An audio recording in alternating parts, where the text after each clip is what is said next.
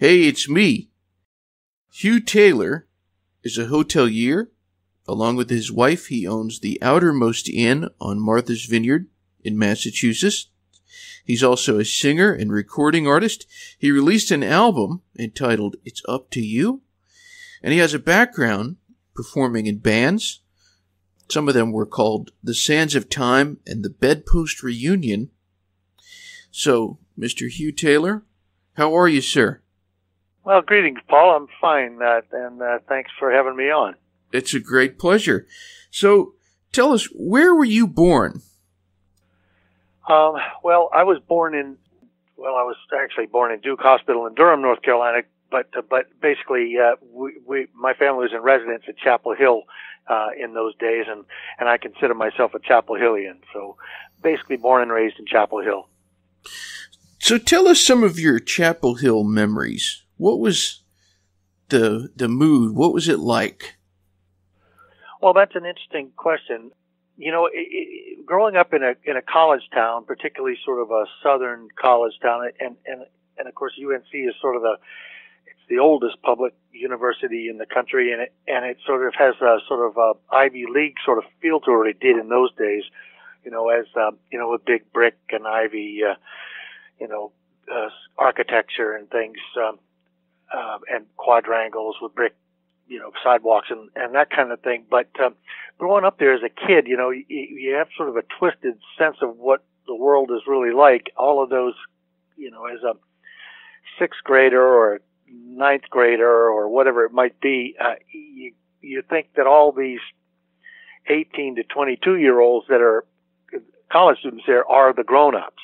And so it's.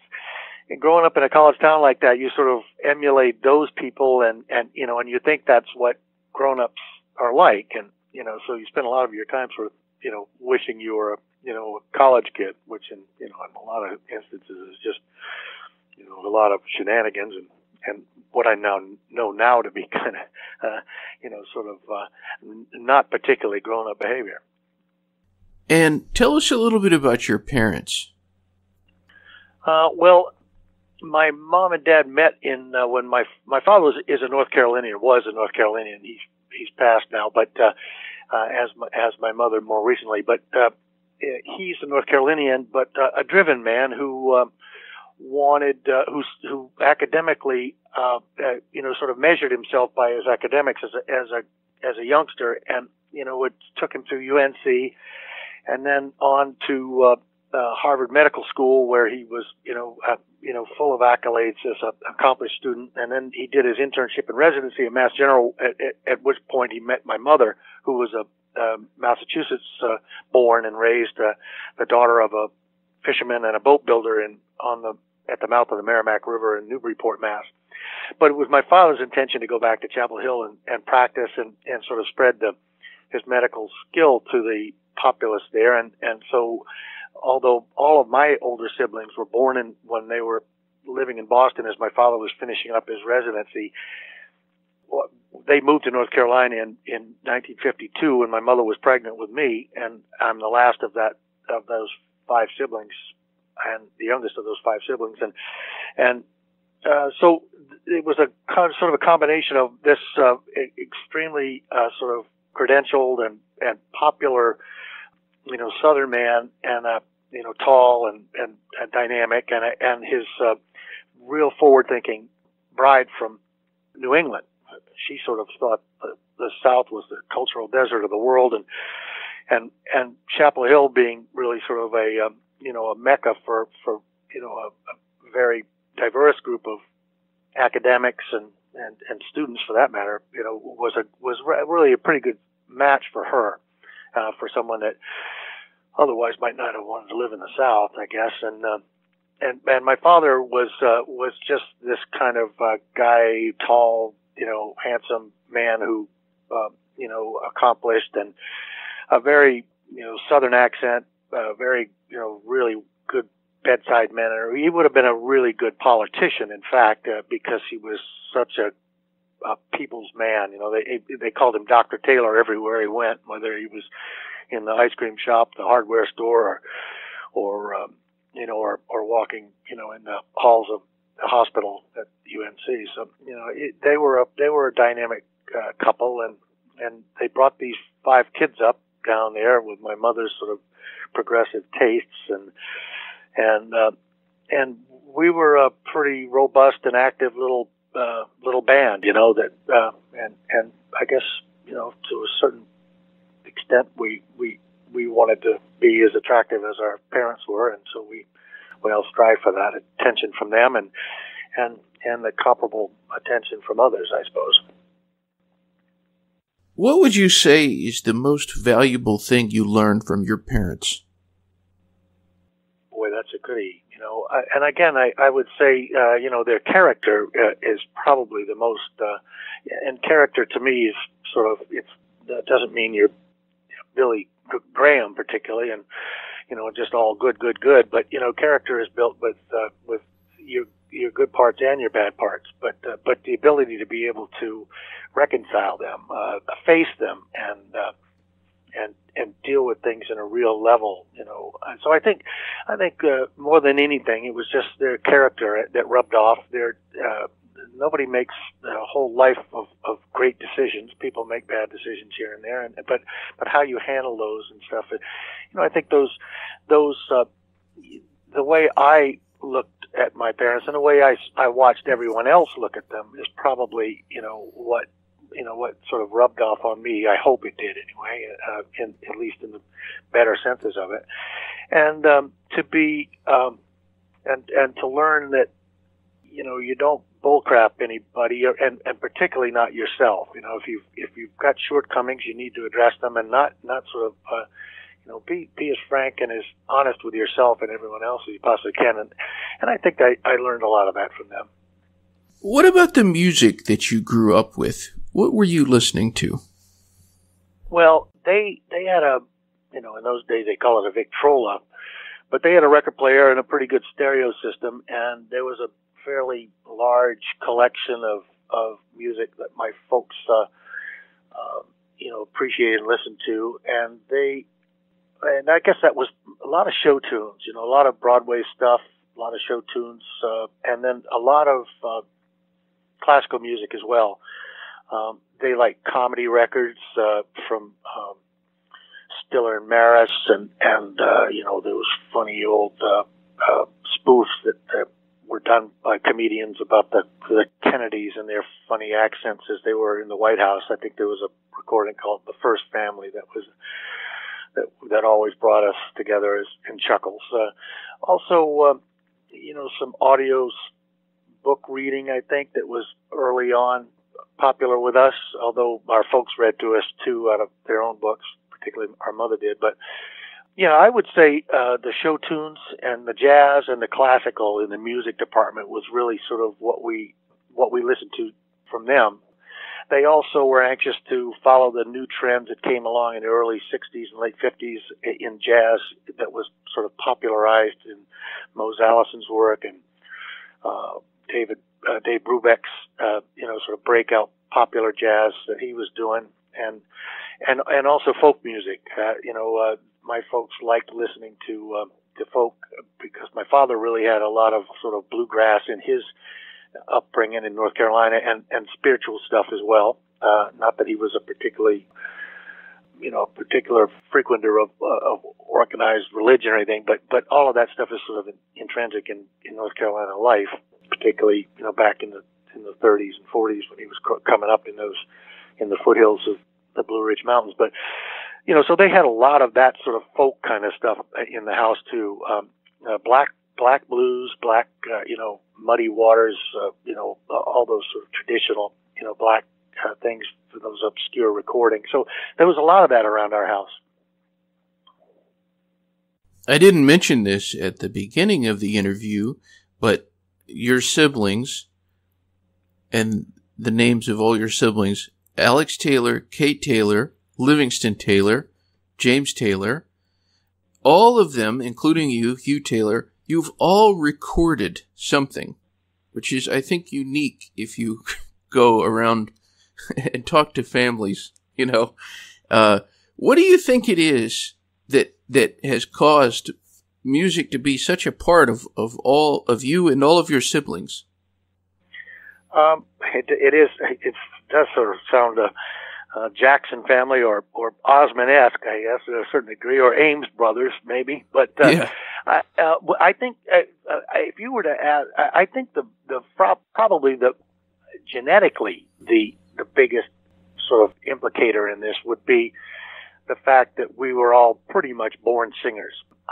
My siblings and I were all born carrying a tune. We could, whatever the muscle control it takes to have your larynx follow and carry a tune in something smaller than a bucket is, was something we were born with. So we came up with an instrument that, what I call a lazy man's instrument, really.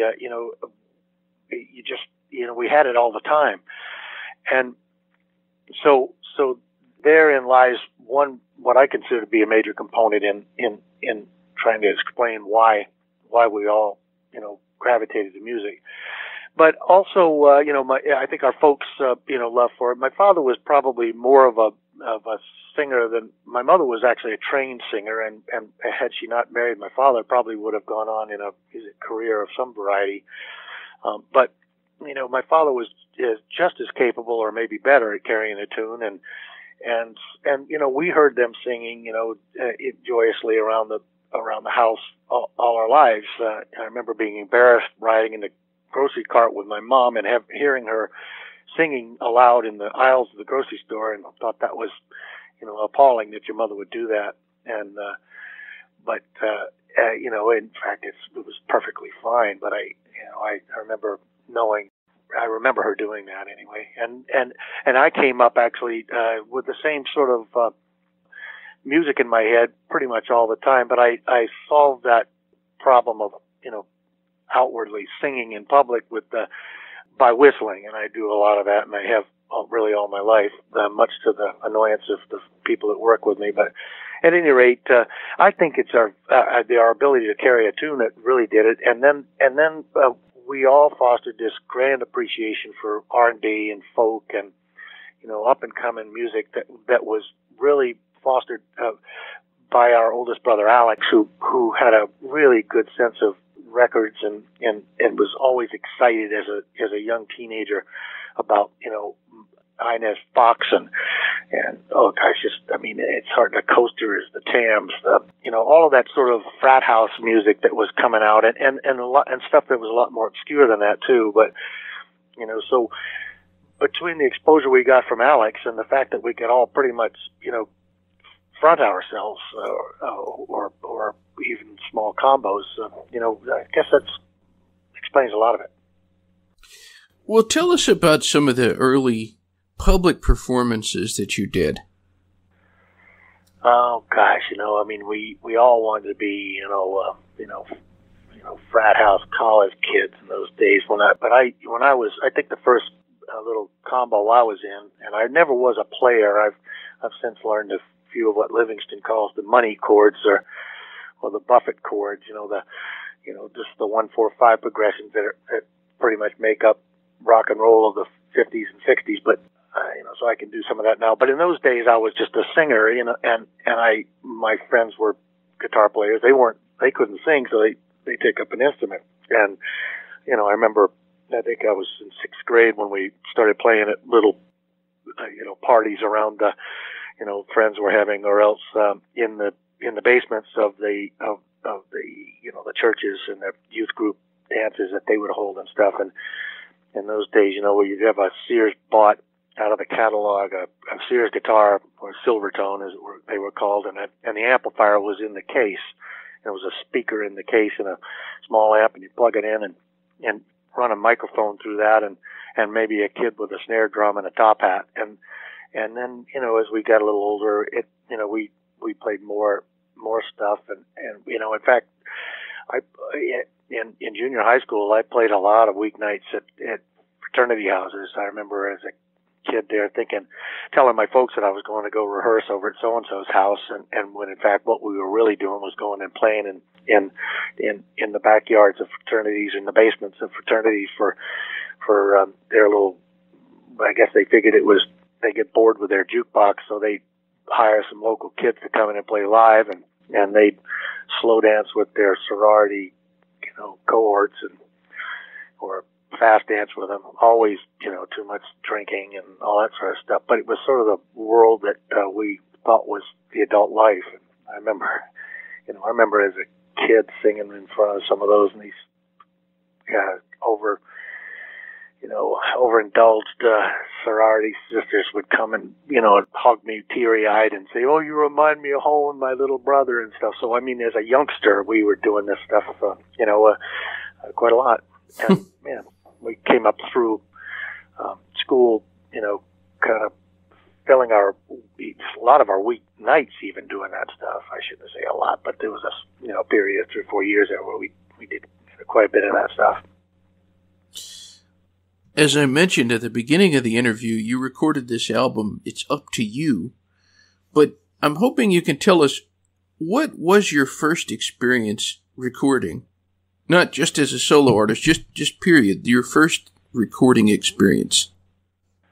Well, back in junior high school, there used to be a couple of guys, local fellows that had small studios in and around Chapel Hill for recording local talent.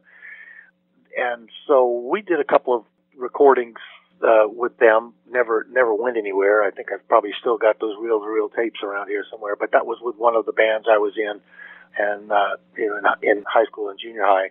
And so we did some recording then. And then I didn't really get into a studio until James had, after James had come home from his successes with the Beatles at Apple Records and stuff, and then because the attention of a lot of these major labels went to my older siblings. I was still in high school in Chapel Hill at that time, or I was living on my own after that. But because of those attentions, they were often in the studio. Kate and had a record contract, and my brother Alex had a contract with Capricorn Records at Phil Walden's place, and Livingston was also on Capricorn. So I was able to, spend quite a lot of time just hanging around those studios, just being with my siblings.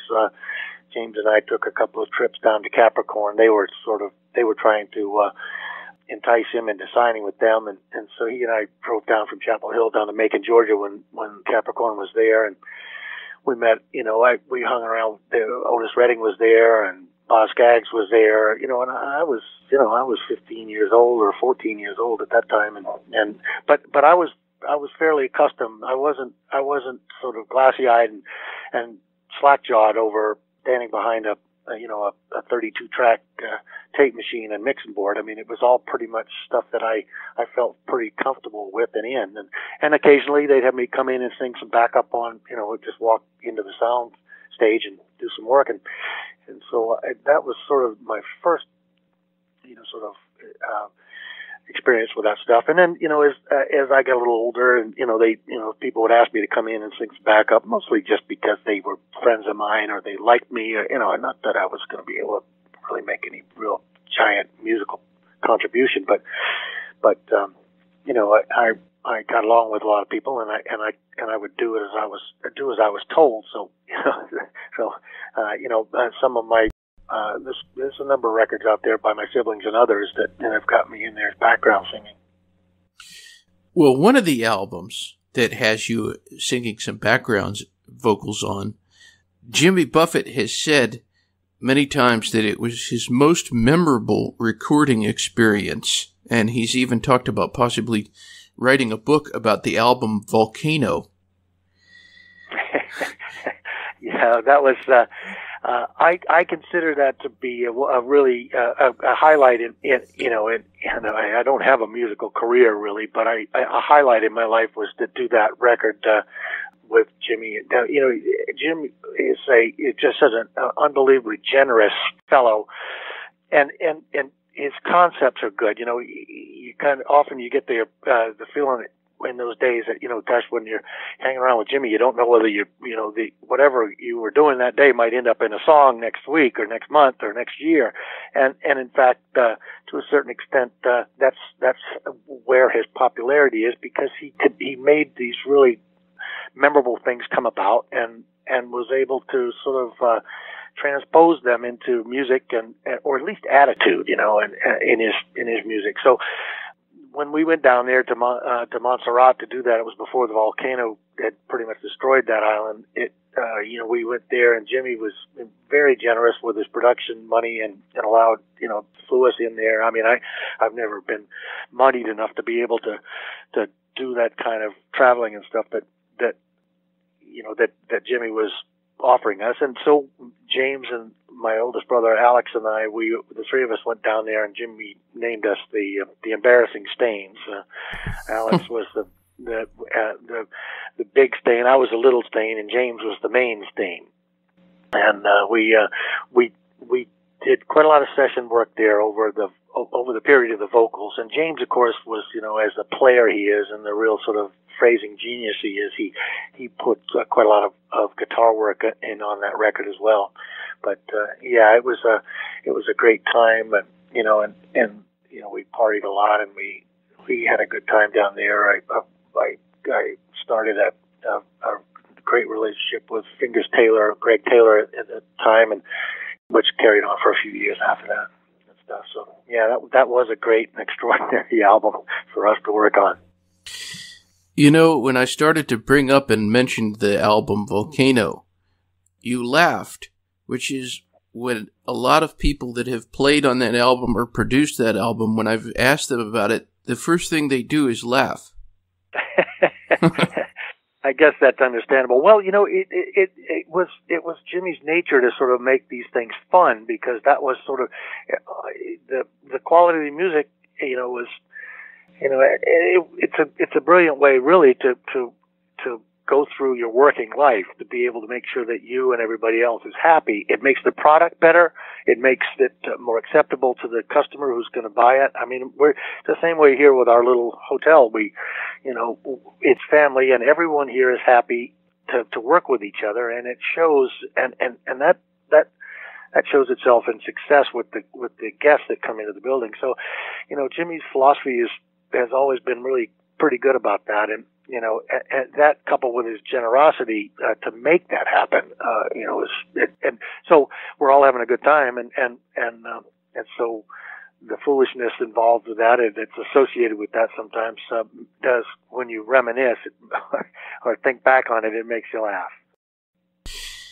I was hoping we could get into the album that you made, the Hugh Taylor solo record, It's Up to You. How did you go about selecting the songs?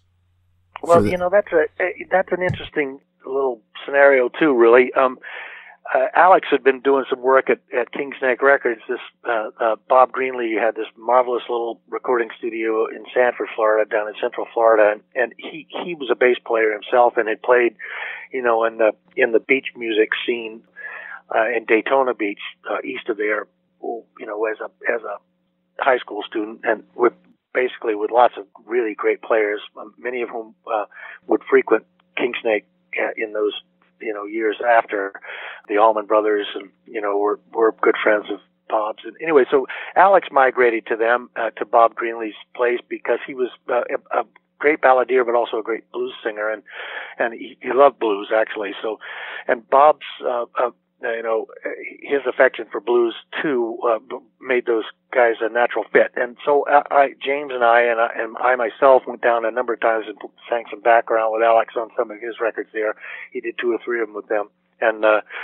And Bob asked me if I wanted to do a record. I said, well, gosh, Bob, I don't know what I'd do. I said, I got a few songs in my mind that, that I could do, but, and I'm a working man, and I just don't really have any time for a lot of rehearsal, a lot of songwriting and all that sort of stuff. So I said, well, let's do a little demo tape and send it around, see if we can get a production budget. So he said, well, let's pick out some songs, that you're familiar with. We don't have to do a lot of rehearsal work on them, and we'll just put them down, and we'll send them out to a couple of labels and see if somebody will give us a budget to make a real record.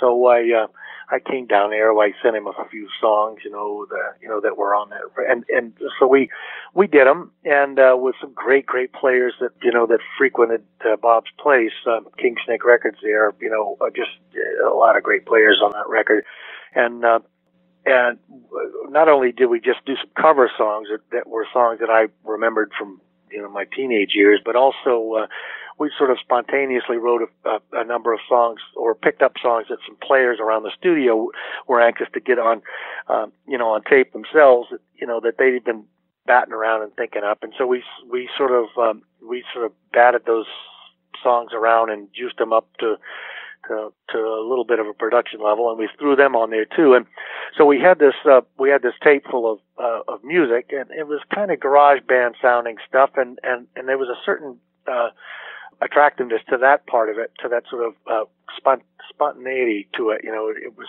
certainly didn't feel rehearsed. And then we sent it around, and we didn't hear from a soul. Not one record company had any interest in it, or if they did, they lost.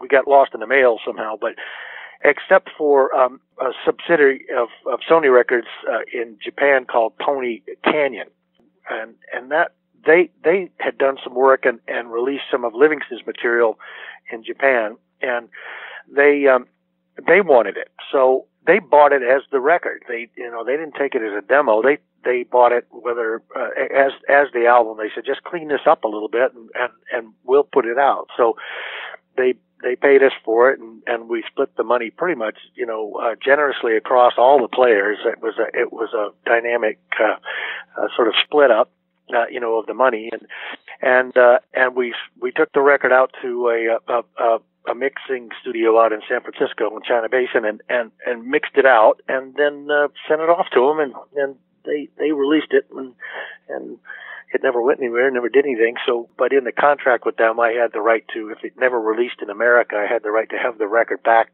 and own it myself, and in which case I could do whatever I wanted with it. That was advice of Livingston's, to say, well, geez, Hugh, they may not ever bring it to America, and then you'll always wonder whether it did anything. And of course it didn't do anything anyway, but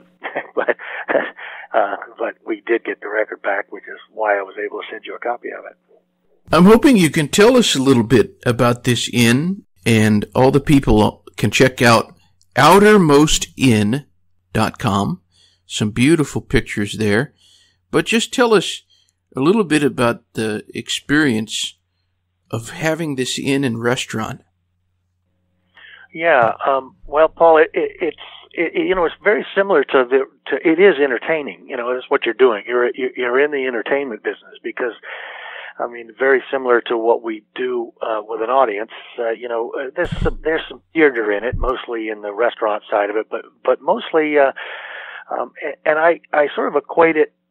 It's very similar to what James describes as his music career, and how he is what he is on stage, what he is in person, and he is what you get, and you get what he is.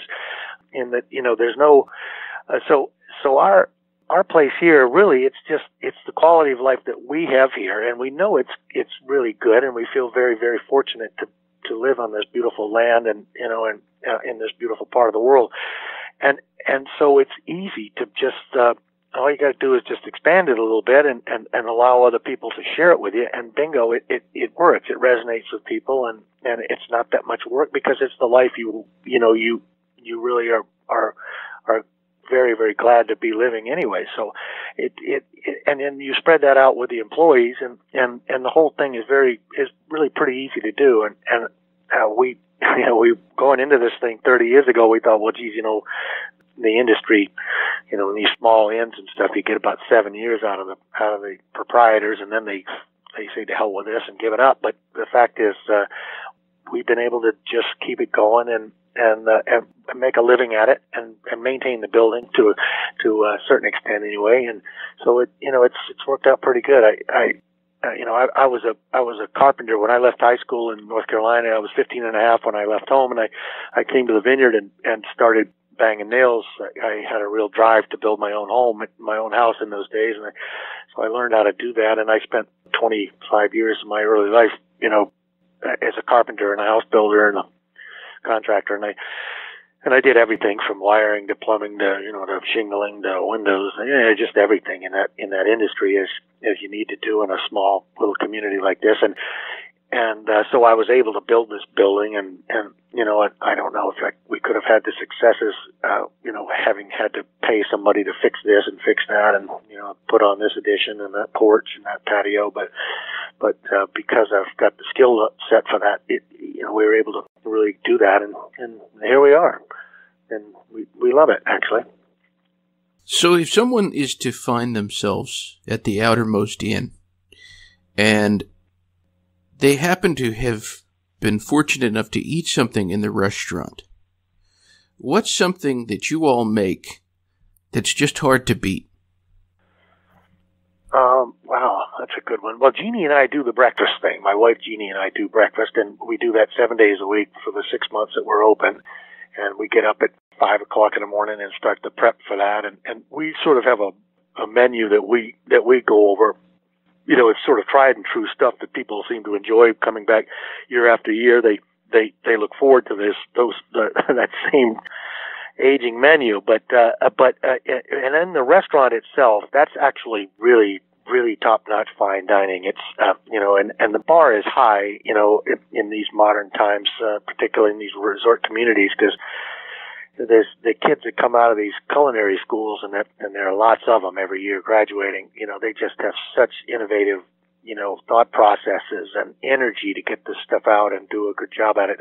Anyway, so we have real trained chefs and experienced chefs and kitchen staff that actually put our meals together. So we can't, and we pretty much give them carte blanche to design the menu. We like to make sure we have a lobster on there and a protein, that kind of stuff, and a meat and a fresh fish.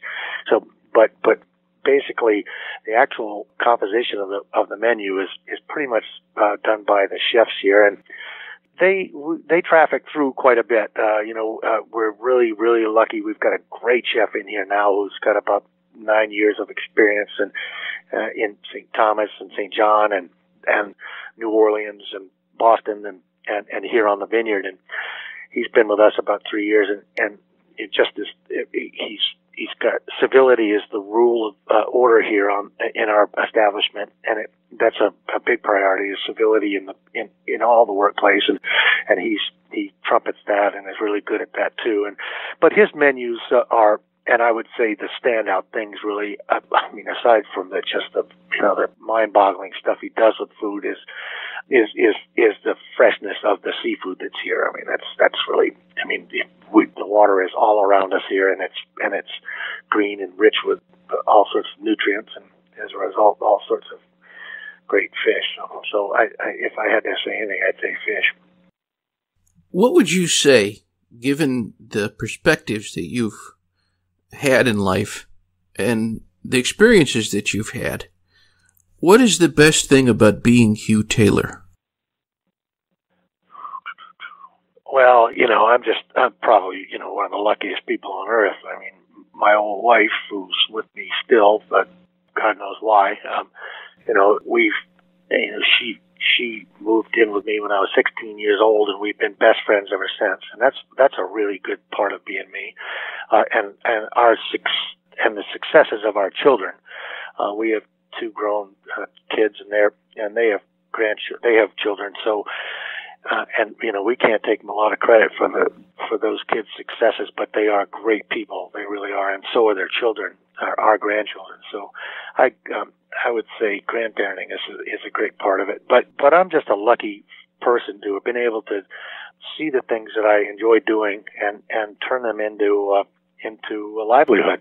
Not, and the richness of my life doesn't have much to do with money really, but more to do with just the fact that I've had a lot of enriching things in my life. I was a carpenter, which is something I wanted to do since I was a teenager, and I've been a fireman and a member of the community government here. I've been a musician. I've sang on stage with people, the likes of Jimmy Buffett and James and Carly and those people. Just a lot of really amazing stuff. But I'd say, the overall theme of, that just boggles my mind is about being me is just how fortunate I've been. How would you define Hugh Taylor?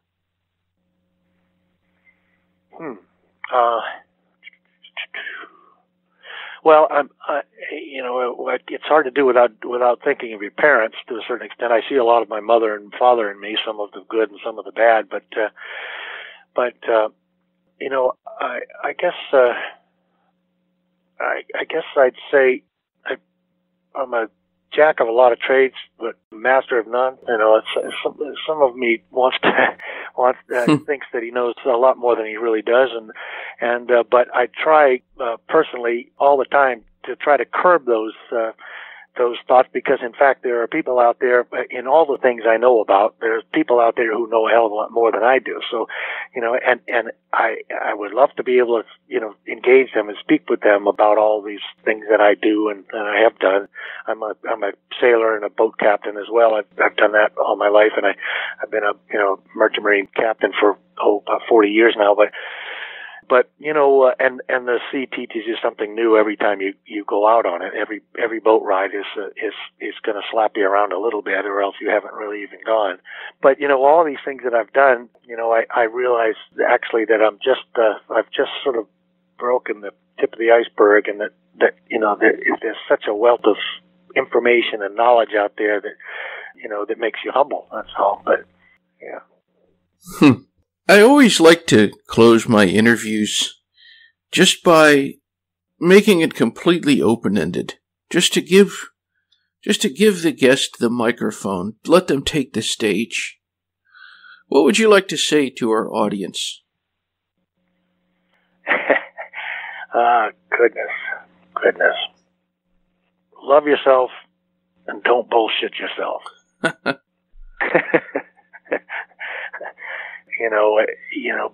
Be honest with yourself, and honest with others, and don't put on airs. I don't know. I guess that's advice, and everybody's got plenty of it. And don't take things too seriously. I look at this political stuff and it's going around in the atmosphere of this world today, and I see the red states and the blue states, but I've got lots and lots of great friends who think completely different than I politically, but I still hold them close and with great respect and stuff. And I think those are all things that we civility is huge, and we need to remember that. I agree. That's great. Well, Mr. Taylor, thank you very much for joining us. It's been a pleasure to speak with you. Well, Paul, it's been a great pleasure to speak with you and to get to meet you. And I look forward to hearing some of your future interviews. And I'm glad to understand that you're out there doing this. Well, thank you. All right. Well, if I'm ever exploring up around Martha's Vineyard, maybe I will get to shake your hand. Oh, yeah. We'd love to have you come in. That'd be great, Paul. All right. Give us a shout anytime. All right, sir. All right, great. Good afternoon, then. All right, you too. Bye-bye. Bye.